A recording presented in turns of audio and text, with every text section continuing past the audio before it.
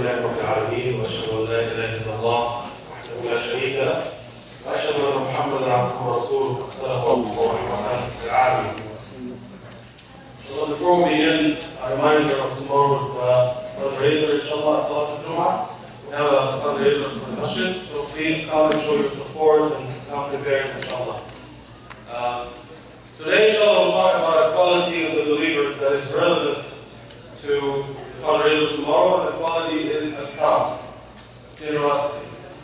في الصحيح الجامع يقول النبي صلى الله عليه وسلم إن الله تعالى كريم يحب الكرم. So in this authentic hadith, the Sahih al-Jami', the Prophet ﷺ says that Allah is kareem, He is generous, and He loves generosity. It's a quality, one of the qualities of Allah subhanahu wa ta'ala.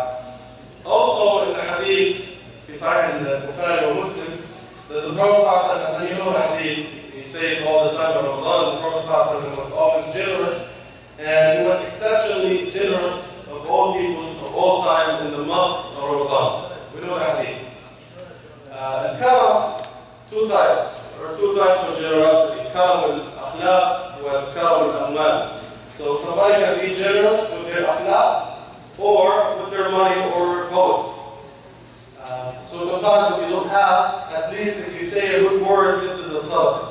Smiling at someone is a sadaqah, as the Prophet ﷺ said in the hadith. There's this story of someone, Sa'id, a beggar. He went to somebody's house asking for food. They said, we don't have anything. But he insisted, he was so hungry. So they kicked him out. They threw him in the street. So he said, if you guys cannot afford some food, at least afford some manners. You don't pay money for manners, okay? لا خيل لك فيها ولا مال فيسعد النطق إن لم يسعد الحال. There are different types of generosities, especially when we talk about financial generosity. Well, if someone is rich, they have, for example, $50,000, and you ask them for sadaqah and they give you $10, well, it is good, but this is not the best they can do. If you ask someone, and this is better than the first example, if you ask someone for sadaqah, they only have $100 in their pocket, they give you 50, of course, this is much better than the first one. If you ask someone for sadaqah, which is better than the first two, and he has only $50 in his pocket and he gives you the money, this is better than the first two, right? What about asking someone who doesn't have money and they borrow money so they can give you? The Prophet ﷺ, in some narrations, somebody would come asking for food, he didn't have money, he would borrow money to give sadaqah, and he would pay it later whenever he received money. So the Prophet ﷺ was the most generous of all people. A couple of quick examples. The first one is in Sahih al-Bukhari. A woman made a ridāء, يعني صنعت نسجت رداء للنبي صلى الله عليه وسلم. So the Prophet ﷺ didn't have a good ridāء or dress, a coat. So the woman made a ridāء for the Prophet ﷺ and she gave it to him as a gift. فلبسه النبي صلى الله عليه وسلم محتاجا إليه. The Prophet ﷺ took it and he was in need of it. And he went out to the masjid the first time, أول لبس. He went inside the masjid, one of the Sahaba said, Ya Rasulullah, this is a beautiful, a lovely dress. I want it. So the Prophet ﷺ went back, he took it off and he gave it to him. After the Prophet ﷺ left, the Sahaba came to this, the companions came to this Sahaba and they said, you know, what's wrong with you? The Prophet ﷺ was badly in need of the dress, and when Allah subhanahu wa ta'ala gave him one to take it, فقال والله لقد أخذته رجاء لبركته ليكفن فيه. وهو سهل بن سعد رضي الله عنه فكان كفنه. هو رجل ان النبي صلى الله عليه وسلم وهذا الثوب يشفع له لانه مس جسد النبي صلى الله عليه وسلم. So the hadith is in Sahih Bukhari. So he said, Wallahi, I didn't want the dress to wear it when I come to the masjid, but I want it as a kafan. When I die, it will become my shroud. So because of the barakah, the blessings of the Prophet sallallahu alaihi wasallam, I will wear it in my grave, so Allah subhanahu wa ta'ala will protect me. So this is one example. Another example, and the last one for today, is the story of Al-Nu'ayman. You heard about Al-Nu'ayman. There are so many stories about him. He used to make the Prophet ﷺ laugh all the time.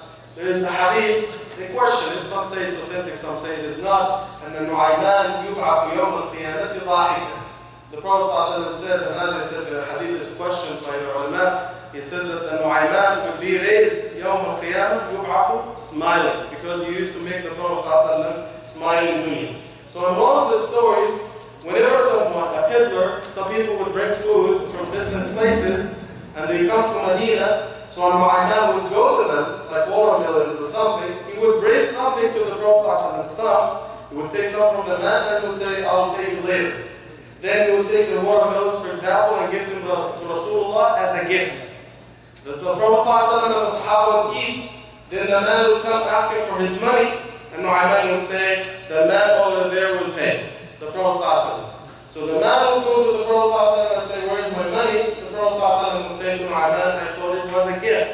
He said, yes, I said it's a gift, but I never said I'm going to pay for it. You are paying for it. And the Prophet would pay, and he would smile, alhamdulillah. So the question for last night was an ayah in the Quran that has all the Arabic alphabets. So if you practice Arabic typing, then this is the ayah. The last ayah of Surah Al-Fatih, Muhammad Rasulullah, and also ayah number 154 in Surah Al-Imran. So these are the only two ayahs in the Quran that have all the Arabic alphabet. And the winner is brother Zaid Muradi. Alhamdulillah.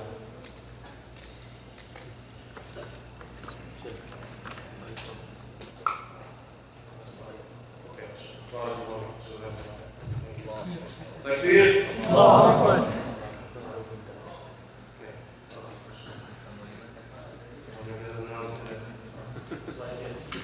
Yeah, the prize was here in Salat al-Isha. I was making sujood. I opened my eyes and the prize was gone. One of the kids came from the babysitting area. He took it and ran. So, alhamdulillah, we achieved it. The question for tonight, very quick, in Surah Maryam. They said, Ya Ukhta Harun. Sayyidah Maryam. How can Maryam Mary be the sister of Harun, although he lived and died 1,200 years at least before her time? How can he be her brother and he died so many centuries before? You can really answer immediately before tomorrow. Asr at Imam Mustafa. We need more participation from the sisters, inshallah.